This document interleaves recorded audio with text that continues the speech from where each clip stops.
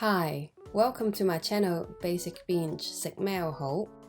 In this video, I'm going to show you how to make butter cookies that look like real flowers. It's definitely not the easiest butter cookie recipe, so it took me a few attempts to get things right. But it's all worth it, and I must say that this is the fanciest butter cookie I have ever seen. So here are all the ingredients needed to make the cookies.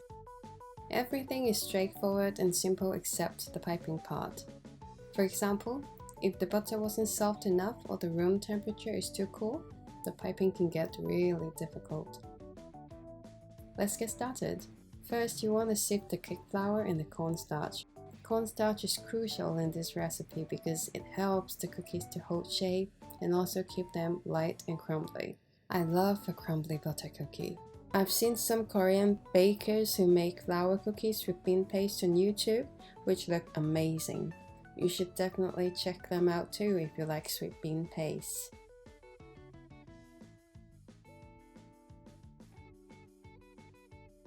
Go on to sift the icing sugar and then blend in the butter.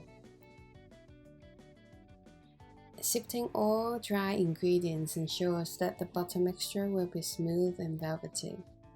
That contributes to a great crumbly texture. Start the mixer on low and whisk slowly. This is the slowest my hand mixer can go.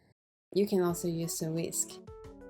I took the butter out from the fridge a few hours before making this video, so it was extremely soft when I use it.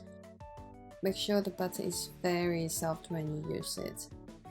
Keep mixing until the icing sugar and butter are incorporated. It takes only 1 to 2 minutes since the butter is very soft to start with.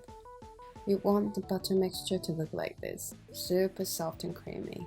Then we will add the gel colorings and the vanilla paste. I'm using crimson from Americolor and burgundy from Chef Master.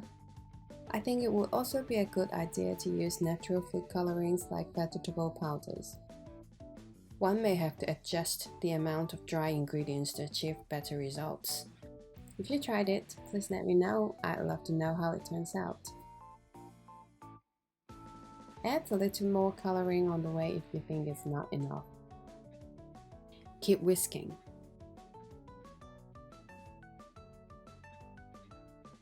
So soft, that's what we want. Add the flour and cornstarch.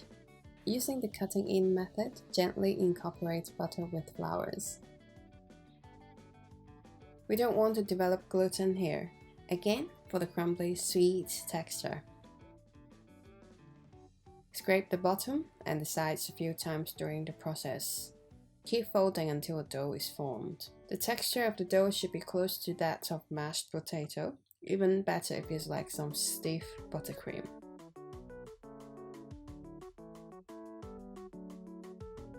Now we get ready for piping.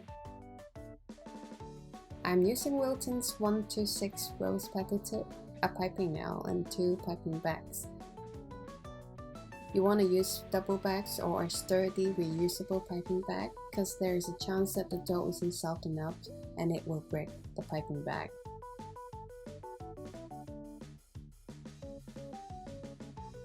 Use a cup to hold the bag in place. Put in the cookie dough. Use a scraper to push the dough forward.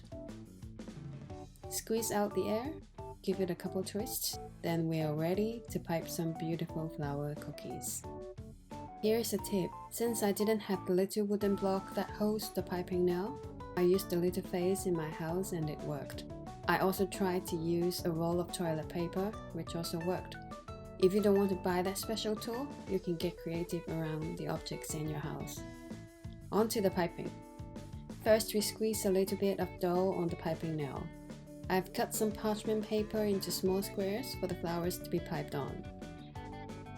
First, we will build this foundation for the flower. Then, we start piping the petals one by one. I'm trying to make a carnation here. Move your hand a little when pushing the dough out. Just like that. As I was piping, I was imagining how a real flower grows and blooms. Knowing how the petals unfold will help you create more realistic looking flowers. Use your fingers to shape it if needed. Feel free to treat it like Play-Doh. And I really tried. I rolled the dough out, made some petal-shaped thingy, turned them into roses like I am playing with clay. But I like the delicate looking form of the piped one so much more. Here's another carnation. Carnation is easy to handle in a way. No matter how amateurish my piping skill is, they will always turn out somewhat looking like the real thing. The temperature of the dough had become warmer and the butter was getting melty, so I had to use my fingers more to help them stick together. Temperature of the room is important. I tried making these in different room temperatures. The piping is 10 times easier in a warmer room. The room temperature was around 25 degrees Celsius when I took this video. I think it's the perfect temperature.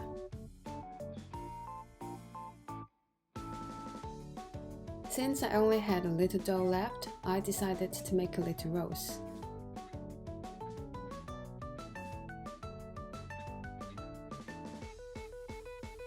You'll have to bake the flowers at 150 degrees Celsius for 25 minutes. Baking them at a lower temperature for a longer time will prevent browning, especially when you're playing around light colored dough. Before baking, put them in the fridge for at least 30 minutes to chill until they are dry and stiff to the touch. It will prevent the dough from spreading, which will result in deformed flowers. Look how beautiful these flowers are. It looks like the flowers kept blooming. Not only do they look good, they also taste great. It's crumbly and buttery, just the way I like it. I hope you like this video. Let me know in the comment section if you have any questions regarding this recipe. Thanks for watching.